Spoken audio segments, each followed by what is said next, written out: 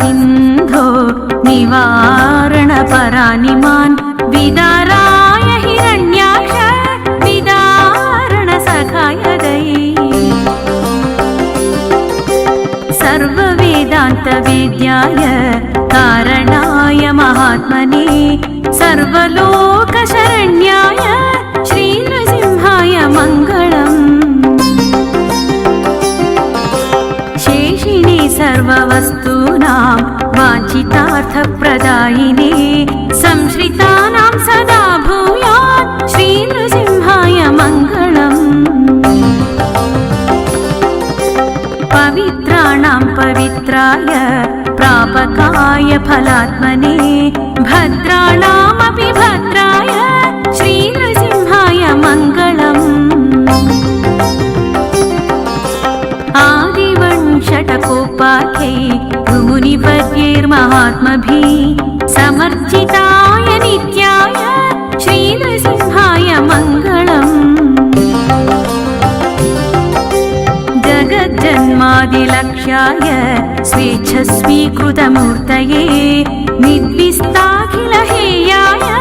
श्रीनृसिंहाय मङ्गलम् ज्ञानानन्दस्वरूपाय ज्ञानशक्त्यादिसिन्धवे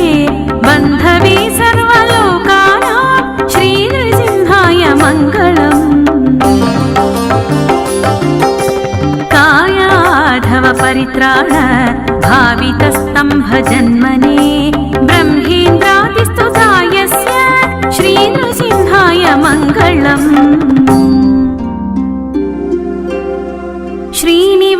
श्रीनिवासयतीन्द्रोक्तं लक्ष्मीनृहरिमङ्गलम् यः पठन्ति महात्माना तेषां भूयात् मङ्गलम्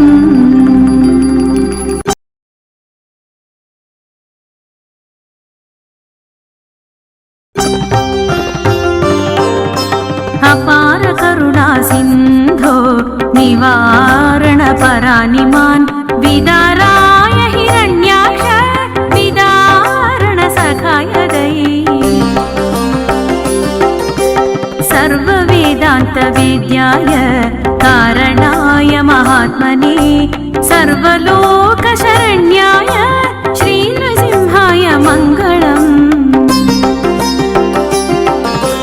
शेषिणि सर्ववस्तूनां वाञ्छितार्थप्रदायिने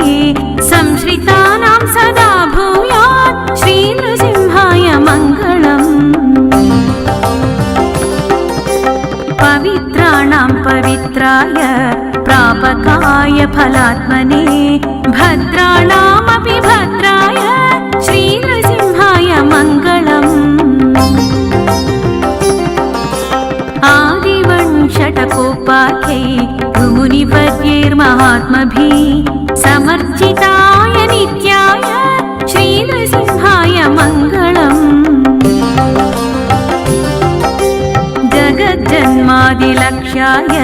स्वेच्छस्वीकृतमूर्तये निद्विस्ताखिलहेयाय श्रीनृसिंहाय मङ्गलम्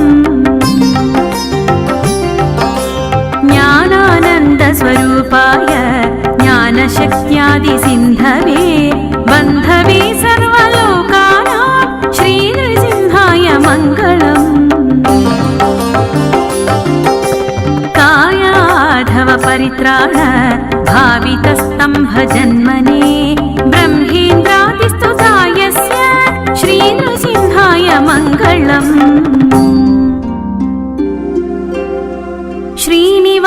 श्रीनिवासयतीन्द्रोक्तं लक्ष्मीनृहरिमङ्गलम् यः पठन्ति महात्माना तेषां भूयात् मङ्गलम्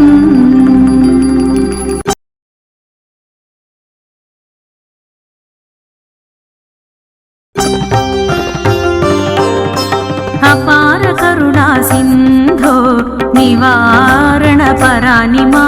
विदाराय हिरण्याक्ष विदारणसखाय दयि सर्ववेदान्तवेद्याय कारणाय महात्मने सर्वलोकशरण्याय श्रीनृसिंहाय मङ्गलम् शेषिणि सर्ववस्तूनां वाञ्छितार्थप्रदायिने संश्रितानां सदा भूयात् श्रीनृसिंहाय मङ्गलम् पवित्राणां पवित्राय प्रापकाय फलात्मने भद्राणामपि भद्राय श्रीनृसिंहाय मङ्गलम् आदिवंशटकोपाख्यै मुनिवर्यैर्महात्मभिः समर्चिताय नित्याय श्रीनृसिंहाय मङ्गलम् जगज्जन्मादिलक्ष्याय स्वेच्छस्वीकृतमूर्तये निर्विस्ताखिलहेयाय श्रीनृसिंहाय मङ्गलम् ज्ञानानन्दस्वरूपाय ज्ञानशक्त्यादिसिन्धवे बन्धवे सर्वलोकानां श्रीनृसिंहाय मङ्गलम् कायाधवपरित्राण भावितस्तम्भजन्मने ब्रह्मेन्द्रादिस्तुतायस्य श्रीनृसिंहाय मङ्गलम्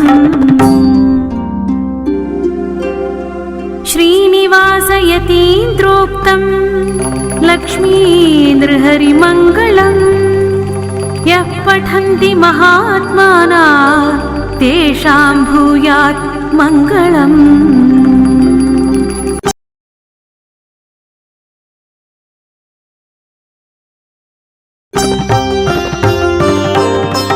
अपार करुणा सिन्धो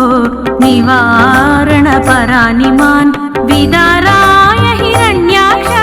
विदारणसखाय दयि सर्ववेदान्तवेद्याय कारणाय महात्मने सर्वलोकशरण्याय श्रीनृसिंहाय मङ्गलम् शेषिणि सर्ववस्तूनां वाञ्छितार्थप्रदायिने संश्रितानां सदा भूयात् श्रीनृसिंहाय मङ्गलम् पवित्राणां पवित्राय प्रापकाय फलात्मने भद्राणामपि भद्राय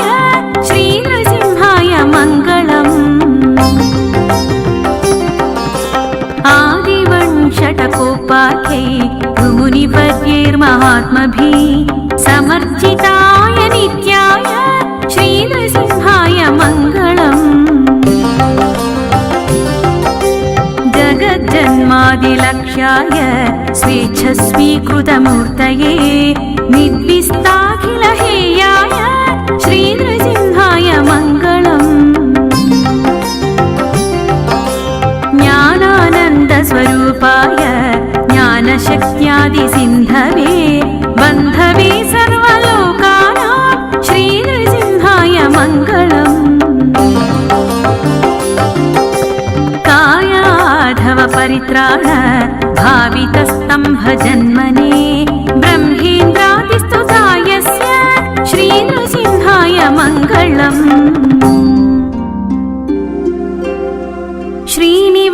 श्रीनिवासयतीन्द्रोक्तं लक्ष्मीनृहरिमङ्गलम् यः पठन्ति महात्माना तेषां भूयात् मङ्गलम्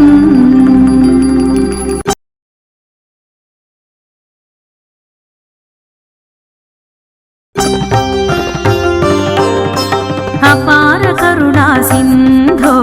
निवारणपरानिमान् विदाराय हिरण्याक्ष विदारणसखाय दयि सर्ववेदान्तवेद्याय कारणाय महात्मने सर्वलोकशरण्याय श्रीनृसिंहाय मङ्गलम् शेषिणि सर्ववस्तूनां वाञ्छितार्थप्रदायिने संश्रितानां सदा भूयात्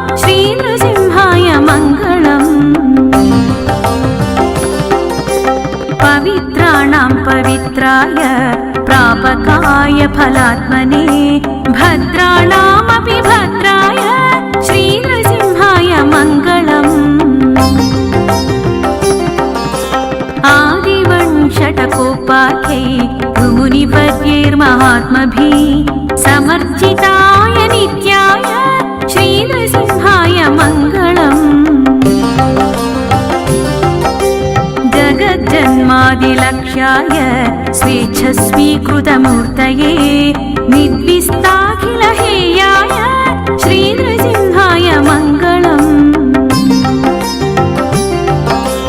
ज्ञानानन्दस्वरूपाय ज्ञानशक्त्यादिसिन्धवे बन्धवे सर्वलोकानां श्रीनृसिंहाय मङ्गलम् परित्राण भावितस्तम्भजन्मने ब्रह्मेन्द्रादिस्तुतायस्य श्रीनृसिंहाय मङ्गलम् श्रीनिवासयतीन्द्रोक्तम्